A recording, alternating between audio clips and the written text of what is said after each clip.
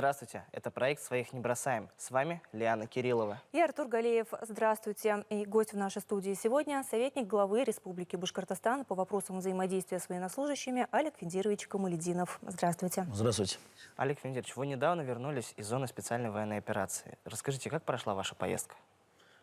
Да, я 3 месяца находился в расположении полка Башкортостан. Был там постоянно, вместе с личным составом, с командованием полка.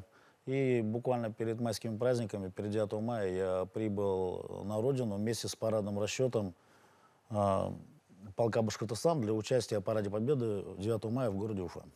Наступательные действия полка Башкортостан продолжаются? Да, они идут сейчас постоянно по всей линии фронта, и не только у полка Башкортостана, а также на всех направлениях. А что касается наших батальонов Шеймуратова и Доставалова, как обстоят дела?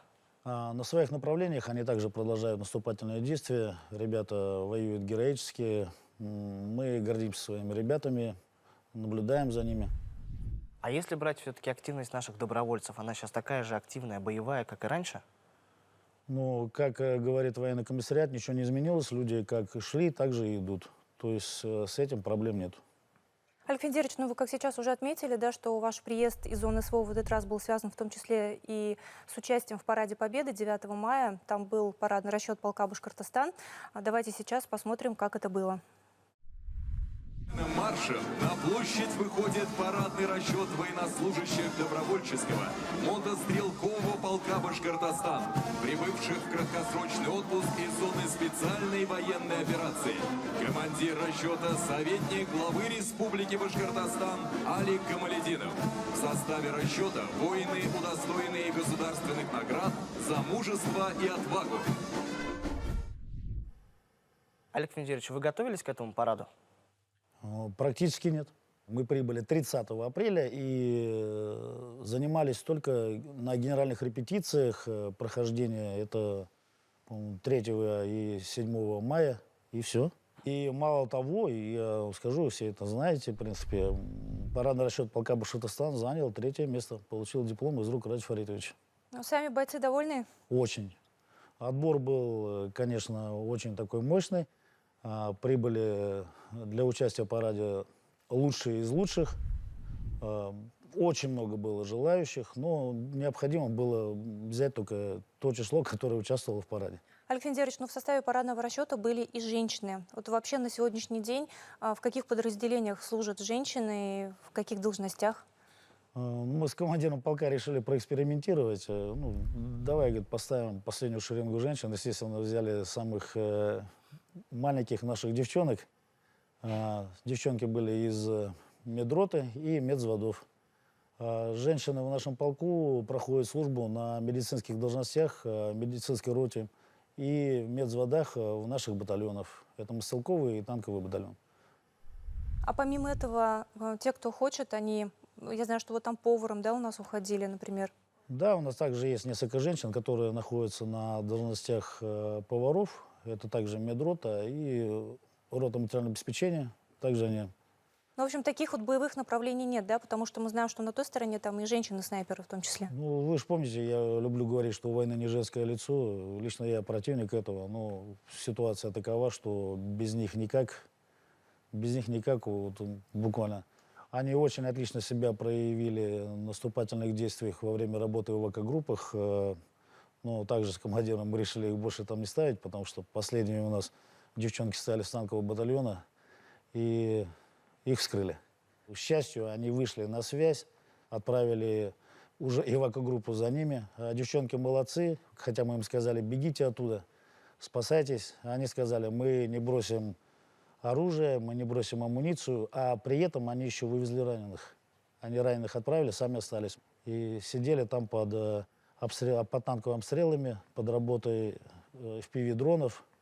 Ну, конечно, потом после боя мы там с ними пообщались, конечно. Ну, Отважный поступок. страшное дело разговаривать с женщинами, которые побывали там. Но очень отважные женщины, которые подставили свое надежное плечо и не сломились, несмотря на такую сложную ситуацию. Так ведь? Да, кстати, они вот как раз одна из них участвовала также в параде, и из рук Раджа Фаритовича на торжественном концерте получила медаль Шеймуратова. То есть вот хотел спросить, наградили? Естественно. За подвиги? Обязательно. Это здорово. У нас подвиги все отмечены. Алексей Венедирович, а что касается гуманитарных конвоев, все ли хватает? Тут у нас все без изменений. Гуманитарные конвои как ходили от республики, так и продолжают ходить. Это все отлажено. Проблем с этим нету, лишь состав не жалуется. Также работают по заявкам военнослужащих. Но если все-таки обращаться к волонтерам, на что больше стоит делать упор сейчас? То, что если там первое время это может быть там, ну, те же маскировочные сети и так далее были, да, сейчас вот я знаю, что очень коптеров не хватает. То есть они постоянно нужны. Маскировочные сети, они всегда актуальны. Они всегда были, нужны. И в них мы постоянно нуждаемся, потому что они горят, выгорают на солнце, рвутся и так далее. Поэтому они нам там постоянно нужны, потому что это в первую очередь безопасность. То есть те же самые квадрокоптеры летают. Чем больше мы накроем сетью места пребывания нашего личного состава, чем больше мы сохраним их жизнь. Поэтому. А так, естественно, да, большая необходимость средств РЭП. Это средства радиоэлектронной борьбы, потому что квадрокоптеры врага, они такое ощущение, что они не закончатся никогда. Ну и также наши квадрокоптеры, это также FPV-дроны. Вот это, да, большая проблема, потому что это расходный материал. У нас даже средства РЭП у нас бывает, что и больше недели не живут, а квадрокоптеры практически у нас уже одноразовые. Потому что сажаем мы их, а они сажают наши. Так воюем. Алексей Венедирович, ну, сейчас хотелось бы поговорить о видео, которые иногда появляются в социальных сетях, которые записывают члены семьи военнослужащих. И в этих видео порой звучат какие-то жалобы, озвучивание каких-то проблем. Как вот вы, как советник главы, реагируете на такие видео? То есть как с ними, какая работа с ними проводится? И как вы вообще считаете, вот записывать такие видео, выкладывать, насколько это безопасно? Да, буквально вот на днях мы встречались в Стерлитамаке и Уфе с группой женщин. Это мамы, это жены наших военнослужащих. Там были проблемные вопросы. Да, мы понимаем, что вопросов много, но порядок обращения, я считаю, и так поступать не нужно. Почему? Потому что они в этом обращении скрывают, во-первых, местоположение наших военнослужащих, нередко говорят фамилии, имя, отчество, ну и в первую очередь они скрывают сами себя. Организация под названием ЦИПСО, она не спит. Сейчас у нас очень легко идентифицировать людей, потому что случаев очень много, потом, когда начинают вступать в работу мошенники. Буквально прошлый год сам лично разбирался, Давлеканова, там маме позвонили и сказали: ваш сын в плену, 200 тысяч срочно перечисляй, в течение часа мы тебе скажем, на каком направлении и где его забирать. Она побежала, вот эти быстрые кредиты, 2 оформила. Через час звонит сын: мам, все нормально, мы просто были на задаче, 3 суток не был на связи. Деньги уже не вернешь и не Деньги уже докажешь. не вернешь, потому что правоохранительные органы говорят, это очень проблемные вопросы, и практически невозможно вернуть деньги. Поэтому вот этими обращениями они вредят больше сами себе, но обратиться можно в любые органы власти. У нас в каждом муниципальном районе есть координатор филиала фонда «Защитники Отечества». Они отлично работают. Это, во-первых, повторяюсь, это органы власти, это глава администрации на месте. Все мы сразу начинаем работать. Администрация главы республики, правительство. Сразу вступаем в работу, военкомат, естественно, все. Никто никого не игнорирует. Начинаем решать проблемы, определяем какой-то уровень, федеральный, республиканский и так далее. Алексей Венедирович, а в основном все-таки проблема вот это с деньгами, с зарплатой или какие-то, может, бытовые вопросы? На данный момент, вот и в прошлый раз мы с вами разговаривали, помните, да, как начинались наши первые дни на специальной военной операции, там сначала не было связи, потом были проблемы с деньгами.